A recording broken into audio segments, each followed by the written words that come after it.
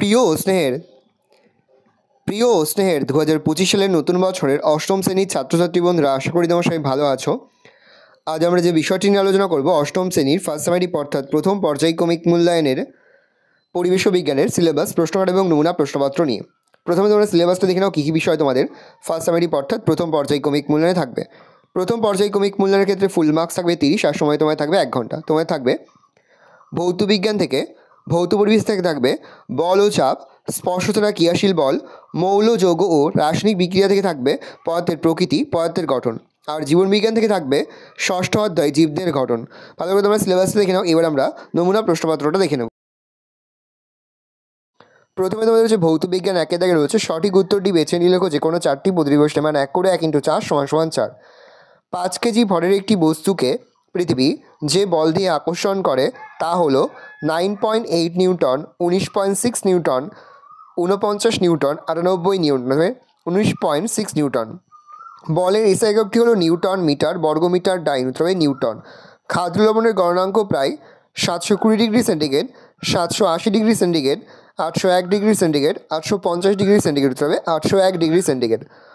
উজ্জ্বল অধাতুটি হলো গ্রাফাইট, পারদ, phosphorus, sulphur, তবে গ্রাফাইট। তাপের সুপরিবাহী অধাতু পদার্থটি হলো সালফার, আয়োডিন, হিরে, ফসফরাস, তবে হিরে। পরবেশন পরমাণুর মধ্যে সবচেয়ে ভারী কণা হলো ইলেকট্রন, প্রোটন, নিউটন, কোনোটি নয়, তবে নিউটন। ক্যাটালিজ একটি জৈব অনুঘটক, অজৈব অনুঘটক, উদ্দীপক, প্রভাবক, তবে জৈব অনুঘটক। অন্ধকারে রাসায়নিক বিক্রিয়া ঘটে সিনেমা হলে, স্টুডিও ডার্ক রুমে, বাজারে না প্লেনে, তবে স্টুডিও ডার্ক রুমে। জলের তড়িৎ বিশ্লেষণে ক্যাথোড ও অ্যানোডে উৎপন্ন গ্যাস দুটির আয়তন অনুপাত 2:1, 1:2, 8:1, 1:8, তবে 2:1। 2 দাগে রয়েছে অতি সংক্ষিপ্ত উত্তর দাও যে কোনো 3টি প্রতিবিষ্ট মান 1 করে 1 × 3 = 3। প্রথম, কোন যন্ত্রের সাহায্যে অভিকর্ষ বলের পরিমাপ করা হতে হবে? স্প্রিং তুলা। সবুজাভ হলুদ বর্ণের গ্যাস কোনটি হতে হবে? ক্লোরিন।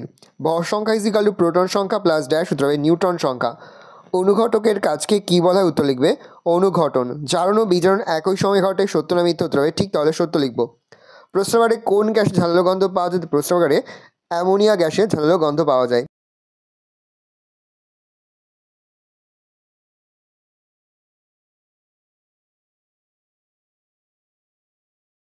জিঙ্ক সালফেটে জলীয় দ্রবণ অর্থাৎ ZnSO4।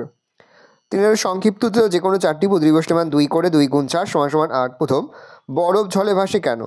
বরফের ঘনত্ব জলের চেয়ে কম, কারণ জল বরফের পরিণত হলে আয়তন বাড়ে, ফলে একটি বরফখণ্ডের ভর বরফখণ্ডের দ্বারা অপসারিত জলের ভর অপেক্ষা কম হয়, তাই বরফ জলে ভাসে। মরচে নিবারণের 2টি উপায় লেখো।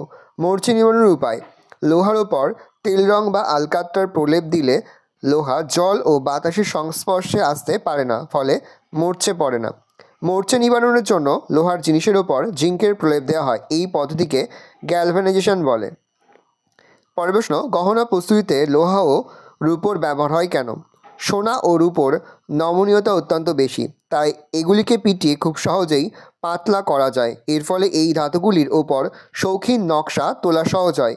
এই কারণে গহনা প্রস্তুতিতে সোনা ও রূপোর ব্যবহার করা হয়। পরমাণু ক্রমাঙ্ক ও ভর সংখ্যার সংজ্ঞা দাও। উত্তর, কোনো পরমাণুর নিউক্লিয়াসে উপস্থিত প্রোটন সংখ্যাকে ওই মৌলের পরমাণু ক্রমাঙ্ক বলে, এবং কোনো পরমাণুর নিউক্লিয়াসে উপস্থিত প্রোটন ও নিউট্রন সংখ্যার সমষ্টিকে ওই পরমাণুটির ভর সংখ্যা বলা হয়।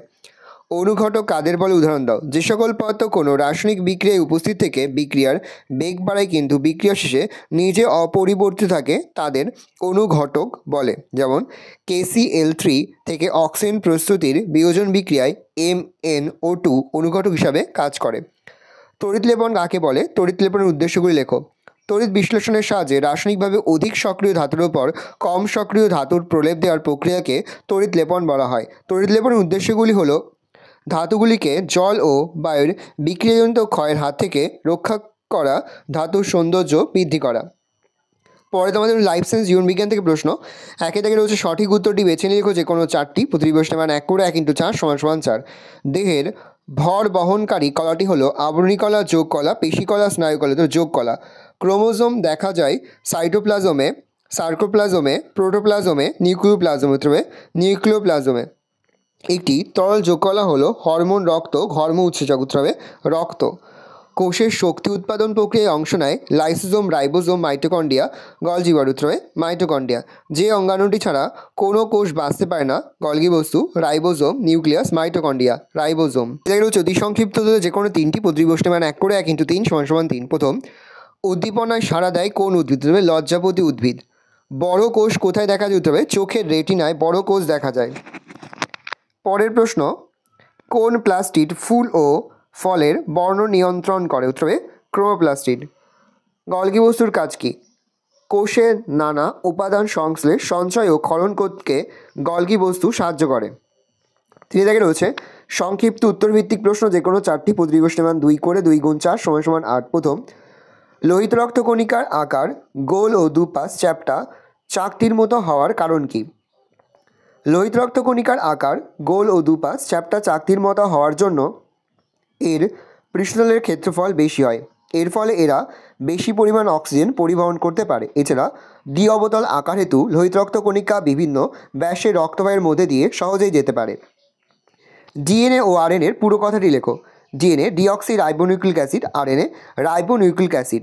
প্রাইমোরিয়াল ইউটিকল কি? উদ্ভিদকোষের গহ্বরের আকার ক্রমশ যখন বাড়তে থাকে তখন নিউক্লিয়াস সহ সাইটোপ্লাজম কোষের পরিধির দিকে সরে যায়। গহ্বরের চারিদিকে সাইটোপ্লাজমের এরূপ আস্তরণকে প্রাইমোরিয়াল ইউটিকল বলে। মাইটোকন্ড্রিয়া কোষের শক্তিঘর বলে কেন? মাইটোকন্ড্রিয়ায় উপস্থিত শ্বসন উৎসেচকের সাহায্যে কোষস্থ খাদ্য জারিত হয়। এই জারণ প্রক্রিয়ায় সমস্ত শক্তি নির্ভর এটিপি উৎপন্ন হয় বলে মাইটোকন্ড্রিয়া কোষের শক্তিঘর বলে। লাইসোজোমকে আত্মঘাতী থলি বলে কেন? লাইসোজোম পর্দাবৃত পাচন উৎসেচক সমন্বিত ক্ষুদ্র অঙ্গাণু। কোনো কারণে এর পর্দা বিনষ্ট হলে এর উৎসেচক অন্যান্য অঙ্গাণুগুলোকে পাচিত করে ফেলে, ফলে কোষটি নষ্ট হয়। তাই লাইসোজোমকে কোষের আত্মঘাতী থলি বলে। ভালো করে দেখে নাও, এই রয়েছে টোটাল তোমাদের ফার্স্ট সামেটিভ অর্থাৎ প্রথম পর্যায়ক্রমিক মূল্যায়নের অষ্টম শ্রেণীর পরিবেশ ও বিজ্ঞানের কোশ্চেন পেপার। হয়তো তোমার কোশ্চেনটা দেখে নাও। আশা করি ভিডিওটা ভালো লেগেছে। ভিডিওটা ভালো লাগলে ভিডিও লাইক করতে ভুলবে না। আমার চ্যানেল নতুন হওয়া লাগলে সাবস্ক্রাইব প্রেস করে পাশে বেল আইকন প্রেস করে যখন নতুন কোনো ভিডিও আপলোড করি সবার ফার্স্ট নোটিফিকেশন তোমরা পেয়ে যাও। আর এই ভিডিওটি তোমার বন্ধু বান্ধবী আত্মীয় স্বজন সবার মধ্যে কিন্তু অনেক শেয়ার করে যে বছর অষ্টম শ্রেণীতে পড়ছে। আমরা কিন্তু ইতিমধ্যে অষ্টম শ্রেণীর প্রতি বিষয়ে সিলেবাস, প্রশ্নকার এবং নমুনা প্রশ্নপত্র কিন্তু আপলোড করে দিয়েছি। তোমরা যদি এখনও পর্যন্ত সেই ভিডিওগুলো না দেখে থাকো, ভিডিওগুলো কিন্তু তাড়াতাড়ি দেখে নাও।